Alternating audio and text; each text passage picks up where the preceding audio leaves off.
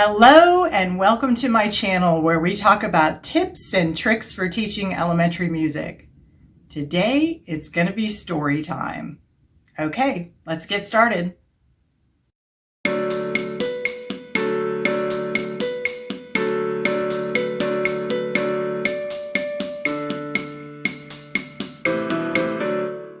Before we jump into today's story, I want to give you a basic overview of my teaching career.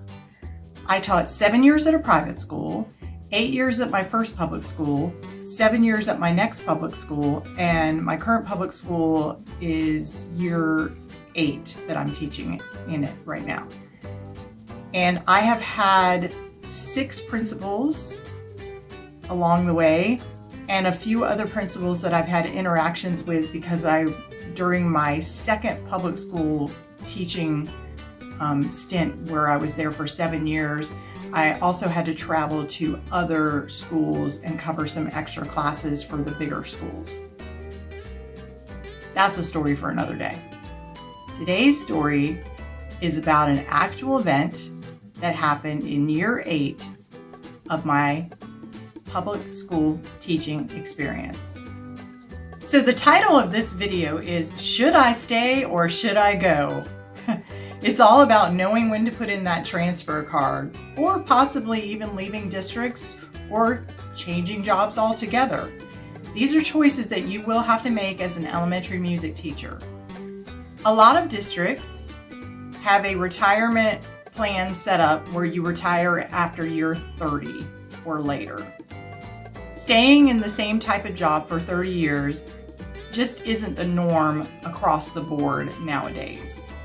So you have to make decisions along the way as you're an elementary music teacher. If A, you want to continue to do elementary music, B, you want to continue to do it in the location that you're in, C, you want to continue to teach at all. So if you don't want to continue to be an elementary music teacher, you could step out and be a secondary teacher and do like band, orchestra, or high school. Or you could do something like where you step out and you become a supervisor of music teachers, but you still kind of stay in that same district or same public education format or whatever. If you decide that you don't want to teach in the classroom anymore, you could transition to do something else like a coach or work at an ed tech company or something else along those lines. And then of course there's walking away from education completely and not having anything to do with it and doing a totally different job. There will be times in your career where you have to ask the question, should I stay or should I go? So I want to tell you about a story of an event that happened to me that caused me to leave the school that I was in and put in my transfer card to go to a different school that was in the same district. Okay, so it's my first public school setting. I was there for 8 years, and the story that I'm going to tell you took place 15 years ago, and the principal that I'm going to talk about, which I will not name, is no longer in the district that I teach at. He's been out of the district for several years. So I think it's pretty safe for me to tell this story. I'm not trying to misalign anybody. I'm just trying to explain something that happened to me in my teaching career to give you an idea of some of the things that might happen when you're out there in the elementary music world. All right, so I was at this school for 6 years with a principal who ended up retiring after that 6th year. So a new principal came in, and the building that we were in was over 100 years old. And in year 7, it was a new construction. They were actually building the new building we were going to move into, the replacement building, and we were working right next door to that construction for a year, still teaching in the old building. So when the principal came in that year, the new principal in year 7, he didn't really change much. He just wanted to kind of go with what we had been doing before with like routines and procedures and all those sorts of things that the previous principal had set up. And he didn't want to rock the boat much for 2 reasons. One, it was his first year in and he kind of wanted to observe and see how we did things and see what worked and what didn't. And also with it being a construction year, it was kind of hard to implement maybe bigger, grander things that he might have in mind for the future. So then year 8 comes around. Okay, so it is year 8 and we're in a brand new building, and I have the latest and greatest of everything, new instruments, a lovely electronic keyboard instead of a full piano that has to be tuned all the time, and a nice stage with a nice sound system and lighting system and all the bells and whistles that you can imagine. And as before, I picked out my December program, my holiday program. I picked it out in August. A lot of music teachers will pick out what they're doing in August or September, because if you want to give your students enough time to really know what they're doing and they have to perform in December, you probably want to start teaching it in October so that they can learn it, memorize it, practice it, polish it, all of those things, because most of us in elementary music only see our students once a week. So it ends up being about an 8-week teaching process, so about 8 lessons in order to get them to where they feel really comfortable, they've practiced on the stage, they know how to play the instruments, they know the choreography, they know all the words of the song, all of those things. So I pick it out in August. I take the month of September to arrange all the pieces. If I'm going to write a bell part, if I'm going to write a maraca and drum part, who am I going to assign the songs to? Which class do I think should do this? What's the choreography going to be? Those things I do in the month of September so that I know everything about that program musically before I start teaching it to the students. So the first week of October came around and I was teaching the music to the students. Now, around about week 2 or maybe week 3 of October, a person comes into my room and says, I need to watch your class for a few minutes because the principal wants to talk to you. So I go into the principal's office, and it was right in the middle of a leadership team meeting. So this particular principal had like the AP, like instructional specialist, maybe reading and math specialist. I don't know, there were like 5 or 6 other people in the room with the principal. And they were in the middle of a meeting that they had. I don't know if it was a weekly meeting or bi-weekly meeting, but they met fairly regularly. And they were all sitting around around a big conference table, and I get called in, and the principal asked me in front of all of these people, okay, I have absolutely no idea what's coming. Zero idea. I'm just like, okay, I got called into the principal's office. Somebody's watching my class. I hope he hurries up because I got to get back to teach. And here we go. So the principal says in front of all these people, hey, what do you think of having the entire school in the holiday program? And I was like, I don't know how we could do that. I don't remember exactly what I said. I'm sure I said something along the lines of, I don't know how we could do that, or that sounds like a lot of work, or something like that. I know I didn't just stand there. I did say something verbally back to the principal. And he said, well, I think we're going to do it anyway. This school had over 800 students. There were 2 other music teachers that came over like for half days. I think one of them was there for a whole day and one of them was there for a half day to cover the extra classes that I couldn't teach, because we had things like 7 kindergarten classes, I think 7 first grade classes, and so on. And it was just a crazy thought to have over 800 performers in a holiday program. Okay? So, needless to say, I was in shock. And I didn't know what else to say, and somehow I got out of the room, and before I got maybe 5 steps out of the room, I was about ready to lose it in just crying, because the stress of that conversation in front of all those people, feeling blindsided, knowing that the way this principal operates, because I told you in year 7, he was kind of like, we're going to do things, the way you've done it. I want to observe. What I didn't tell you is in year 8, he told us at the beginning of the year, okay, I watched you last year. Now it's going to be my way or the highway. So you need to do what I tell you to do, or you just need to get out of here because I don't want you around if you're not going to toe the line for what I want you to do. So I kind of knew that this is how he was by this point in October. So I really didn't feel like I had any recourse to say anything like we can't do this or anything like this. Keep in mind, this is what I do for a living. I have had multiple children's programs up to this point. I regularly have between 150 to 250 performers in a given program.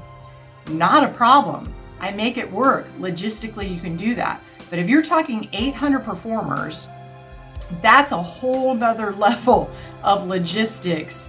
And yeah, it was going to be interesting. Okay, so I didn't get very many steps out of the office, and the secretary saw that I was just ready to just start crying at the drop of a hat. So she pulled me into this little closet and she said, I'll go make sure the person stays and watches your class. You take a moment. And I took a moment, and I'm not the type that cries at the drop of a hat. I'm really not, but I had to get a little bit of emotion out from that meeting. So once I calmed down enough, I went back to the classroom, and the person who was watching my class was actually another music teacher who was there covering extra classes, but she happened to have a planning time, and that's why they had pulled her in to cover my class. So, we finished the class, right? And then once the class was gone, I told her what happened. She couldn't believe it either. She had never heard, and she had been teaching a lot longer than I had. I think she was within 2 or 3 years of retirement at that point, and she had never heard of a principal wanting over 800 students in the same program. Okay, so let me talk about the facilities for a moment. So yes, this was a brand new school, state of the art. We had all this wonderful stuff, but we still didn't have a dedicated stage, auditorium. It was a gymnatorium. So most schools either do a cafetorium, where they have the cafeteria and the stage right there, or they do a gymnatorium. So imagine just a regular school gym, and imagine putting chairs down in that gym and filling up that gym. This gym, I think, could take about, when we did the chairs, I want to say, I honestly can't remember the number. I know my current one, which is a cafetorium, we can put down about 300 chairs, I think is our number. So if you think somewhere in the ballpark of no more than 400 chairs being able to put down in that gym, and you're talking about 800 performers, okay? Now, over 800 performers. I will tell you this, you're not going to have every student show up to the performance, a nighttime performance, for obvious reasons. People can't get off work, people don't want to come back out, whatever, sickness, all sorts of other things. So there were not going to be over 800 people actually performing the night of, but you still have to be prepared to have that many. You plan for that many because they certainly are allowed to come and do it if they've been practicing for the program. So in the end, if I had to guess, and nobody was counting, trust me, there were just too many people there. But if I had to guess, I would probably say around 600-ish performers showed up. Maybe a little less, maybe a little bit more. But that's still way too many people to have in a program. Okay, so let me continue on. So there wasn't going to be enough seating for all of your audience members. So that was one of the logistical things that we had to work out. We had to work out overflow rooms. So being that this was a brand new building, everybody had smart boards. So that's what they were going to do. They were going to stream in the program into all these overflow rooms, one of which was going to be the music room. Okay, so there were, a bunch of people in the music room the night of the program. That's a story that I'll tell you in a little bit down the road here. Okay, so once it was found out, okay, we can't change this. So I had to, I was told that I had to give the recording, the pre-recording that's given with the program, to the a specific leadership team member, and they were going to listen to the music and decide whether the music was, good enough or had enough variety. I don't know exactly what they were looking for to use for the school program. So not only am I told that I have to have the entire school in the school program, now somebody else has to check on my music that I chose back in August, that I've never had to share with a principal beforehand. Okay, so the leadership person listens to it while they're on their treadmill or whatever, and they said, oh, I don't know that I like all these songs. They're kids songs, first of all. It's a kids program. It's a pre-packaged kids program that I had done. I have since done ones where I choose a song here and there or whatever. This was a pre-packaged one that was put together with a script and everything else. So it was going to be great for any amount of students if we had to have that many students. There was a variety of music. But she didn't particularly like everything. So when we had this meeting so now we're on my turf, we're in the music room, and the principal comes in, and the person who had listened to the music and the two other, was that the meeting that the two other music teachers were in? I can't remember. There were so many meetings about this program. But I do remember the principal was in there, and of course the person that listened to the music, and who knows who else was in this meeting. And the person who listened to the music said, there's not enough variety, whatever. And I fought for that.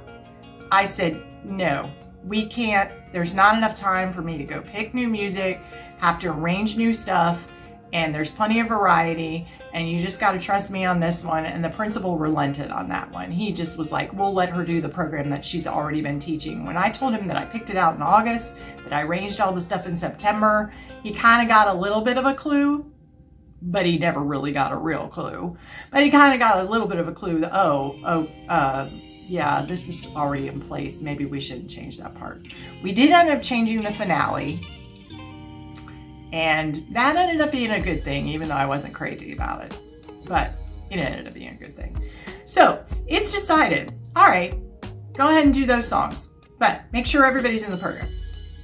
So I rearrange who's going to do what. Okay, kindergarten's going to do this song, all of this.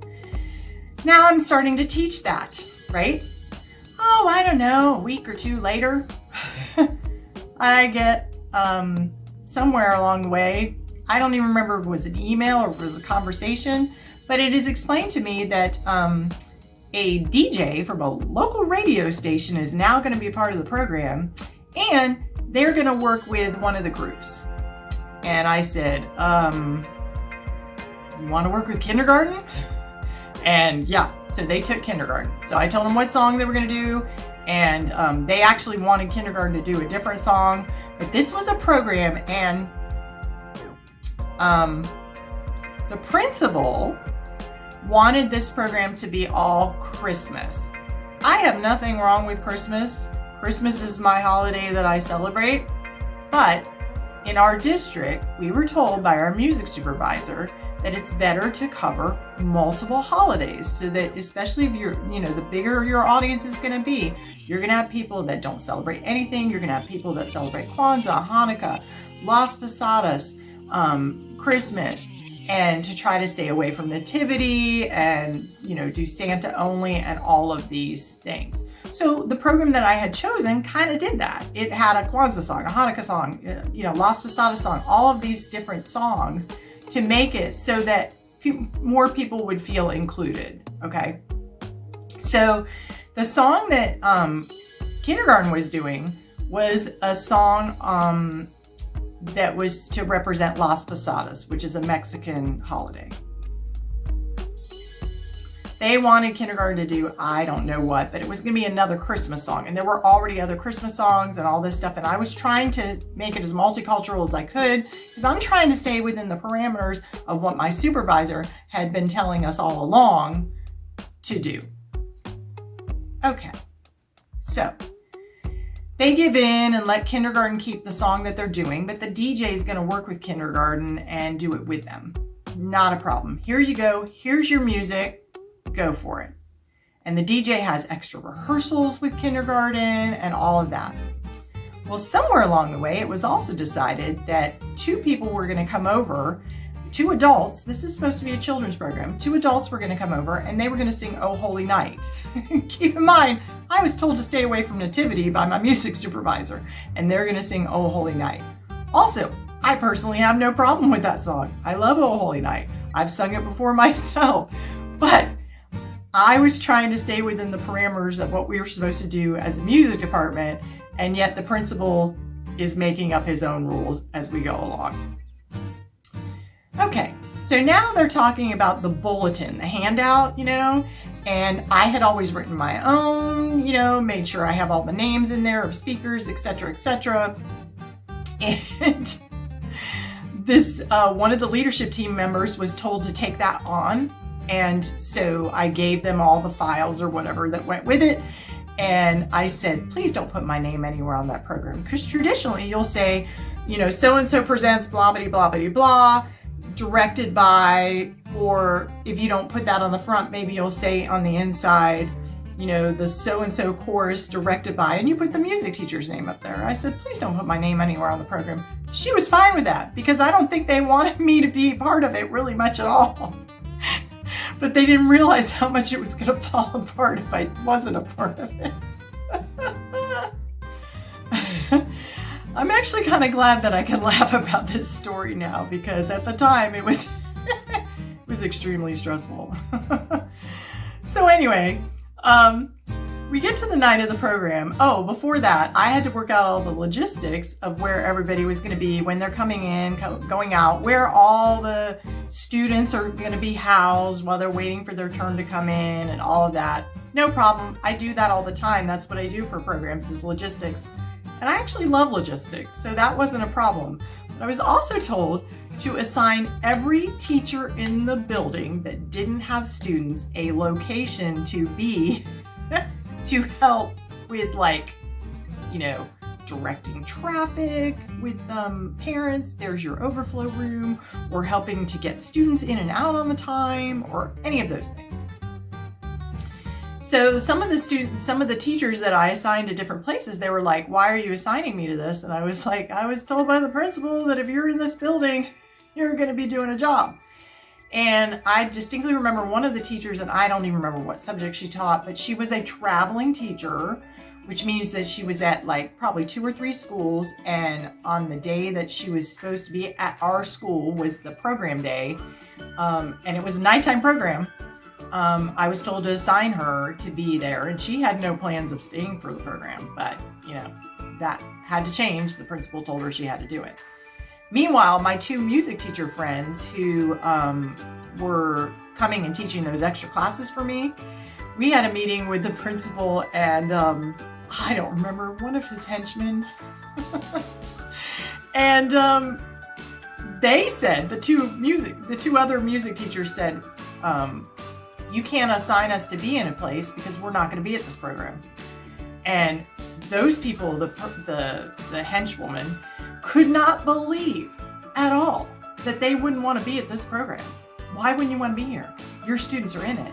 Why wouldn't you want to be it? You taught them. Don't you want to see the end result of them doing it?